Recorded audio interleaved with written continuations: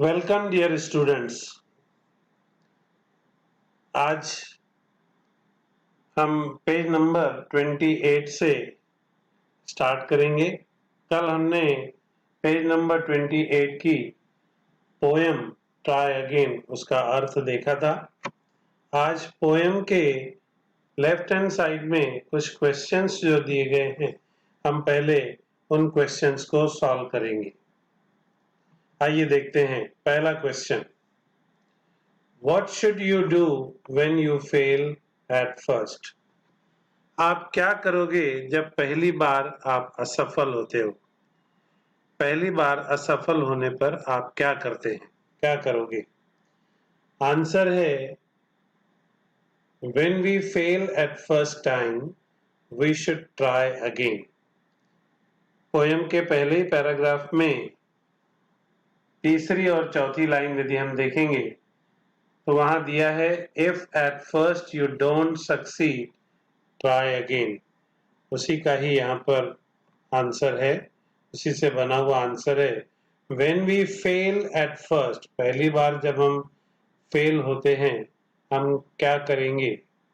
हम कोशिश करेंगे, ट्राई करेंगे, जैसा कि हमें कविता में मैसेज मिला है, संदेश मिला है। आइए देखते हैं दूसरा क्वेश्चन। नेक्स्ट क्वेश्चन है When do we generally feel ashamed? Generally हमें शर्म कब आती है? आंसर है We generally feel ashamed when we fail to succeed. जब हमें किसी काम में सफलता नहीं मिलती हम शर्म महसूस करते हैं। Third question, What rules must be always kept in mind? कवि ने इस कविता में जो मैसेज दिया था वो यही था कि हमें ट्राई करना चाहिए, बार बार कोशिश करनी चाहिए, ट्राई अगेन। तो यही इस प्रश्न का उत्तर भी है। What rules must be always kept in mind? Answer, try again and again even though you do not succeed. यद्यपि आपको सफलता नहीं मिलती तो भी आप कोशिश करते रहिए, बार बार कोशिश करते रहिए। ये थे प्रश्न। इन प्रश्नों के पश्चात हम देखेंगे पोएम के नीचे पेज नंबर 28 पर ही इंग्लिश वर्कशॉप। इंग्लिश वर्कशॉप में बुक में आप पहला क्वेश्चन रीड करेंगे। बुक में पहला क्वेश्चन दिया गया है the following anagrams contain words oblique phrases from the poem. Guess and write what they are. Anagrams, the following anagrams contain words. मतलब एनाग्राम जो नीचे दिए गए हैं उनमें कोई ना कोई एक वर्ड दिया गया है, उनसे एक वर्ड बनता है जो कि पोएम में दिया गया है। तो पहले एनाग्राम्स क्या है इसे हम समझ रहे। स्क्रीन पर आपके सामने एक स्लाइड है, उसे देखिए। एनाग्राम्स का कॉन्सेप्ट क्या है? एनाग्राम्स का मीनिंग है same letters and different word. मतलब जो शब्द दिया जाएगा उसके लेटर्स आप सेम यूज करके एक नया शब्द बनाओगे। जो भी वर्ड वहां पर दिया जाएगा उसकी जो स्पेलिंग है, उसके जो लेटर्स हैं वो आप वही यूज करेंगे और उससे एक नया शब्द बनाएंगे। डिक्शनरी मीनिंग है अ वर्ड कॉमा फ्रेज और name found by rearranging the letters of another, such as. एक एग्जाम्पल है स्कूल मास्टर। स्कूल मास्टर में आप देखिए 12 लेटर्स हैं, 6 लेटर्स स्कूल में, 6 लेटर्स मास्टर में, टोटल 12 लेटर्स। और उससे एक नया शब्द बना है द क्लासरूम। स्पेलिंग बिल्कुल वैसी की वैसी यूज की गई है, न कम न ज्यादा। नया शब्द बना है द क्लासरूम। हिंदी में इसे थोड़ा समझने का प्रयास करते हैं। Anagram, anagram is equal to समान अक्षर लेकिन अलग शब्द, नया शब्द। अक्षर वही रहेंगे पर शब्द नया बन जाएगा। ध्यान रहे दोनों शब्दों के अर्थ या मीनिंग से कोई आपको लेना देना नहीं है। मीनिंग दोनों की अलग अलग भी हो सकती है, अर्थ से आपको कोई लेना देना नहीं। हिंदी में 2 एग्जाम्पल देता हूं। जैसे राधा, राधा की स्पेलिंग आगे पीछे करके, शब्दों को, अक्षरों को आगे पीछे करके नया शब्द बनेगा धारा। राधा से बनेगा धारा।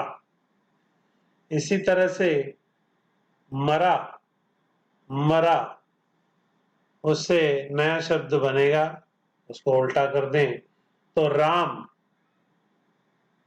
ऐसे कई शब्द आप आगे पीछे करके, उल्टा सीधा करके नए नए शब्द बना सकते हैं। अक्षर आप वही यूज करेंगे। आइए देखते हैं बुक में जो क्वेश्चन दिया गया है पहला, उसमें मैं पहले क्वेश्चन पढ़ता हूं। The following anagrams contain words. Anagrams जो नीचे वर्ड्स दिए गए हैं 1 to 6, ये एनाग्राम्स है। इसमें जो नए शब्द बनेंगे वो पोएम में कहीं ना कहीं दिए हैं। जैसे पहला रेनी टैग, रेनी टैग, इसके बदले में पोएम में जो वर्ड आया है ट्राई अगेन। दूसरा अवर केज, उससे नया वर्ड बना है करेज।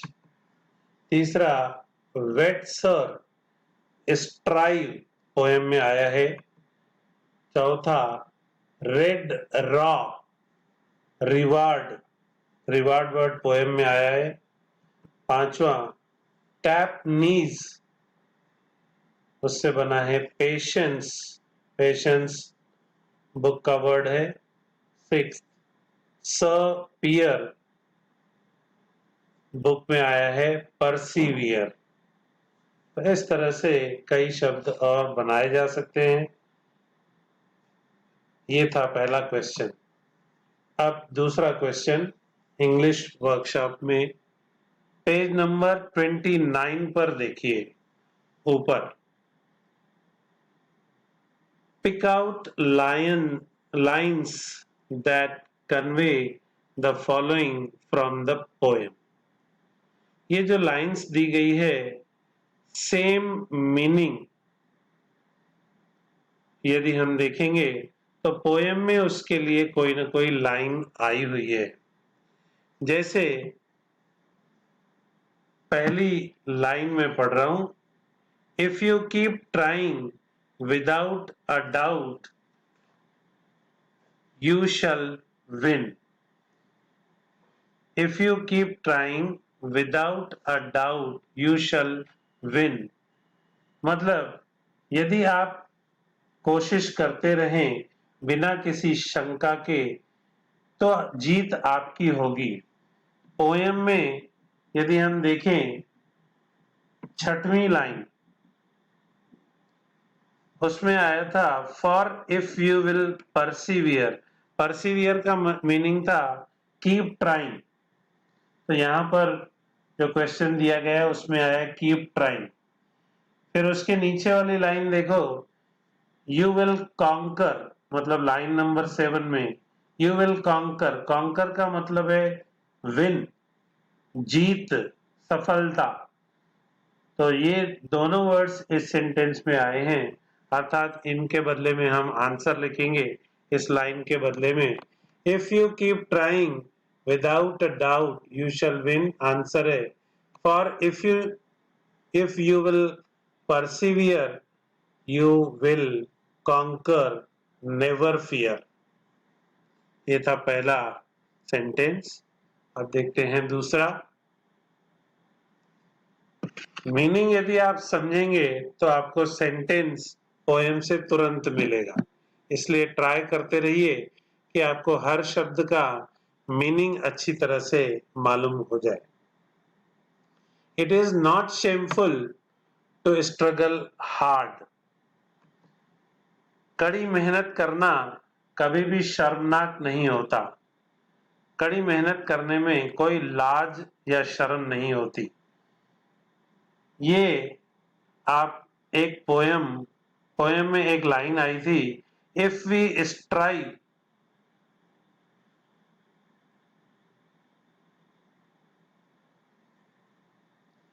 लाइन नंबर 13वीं पोएम में, इफ वी स्ट्राइव, स्ट्राइव का मतलब था ट्राई वेरी हार्ड, और डिसग्रेस, डिसग्रेस का मतलब था लाज या शर्म। तो इस लाइन के बदले में मीनिंग आया है, अतः हम आंसर लिखेंगे if we strive TISS no disgrace. If we strive TISS no disgrace, ये लाइन यहां पर आंसर में आएगी। Next question C, when others can do the work, so can you, if you keep trying patiently.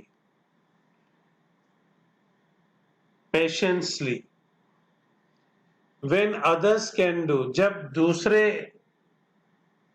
उसी कार्य को कर सकते हैं,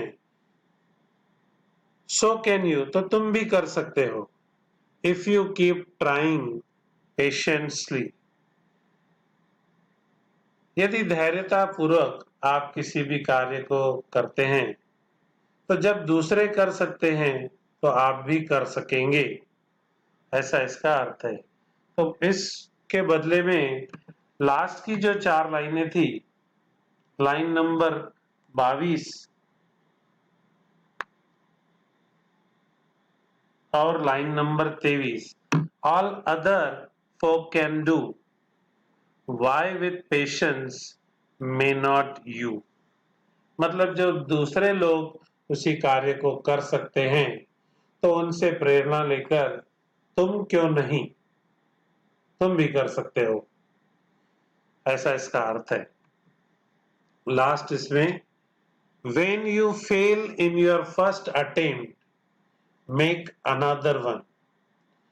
When you fail in your first attempt, जब पहली बार आप असफल होते हैं, make another one, दोबारा प्रयत्न करें। पहली ही 4 लाइनें कविता की जो हमने पढ़ी थी, पहली 4 लाइनों में तीसरी और चौथी line, if at first you don't succeed, यदि पहली बार में आपको सफलता नहीं मिलती तो आप दूसरी बार ट्राई करिए, ट्राई अगेन।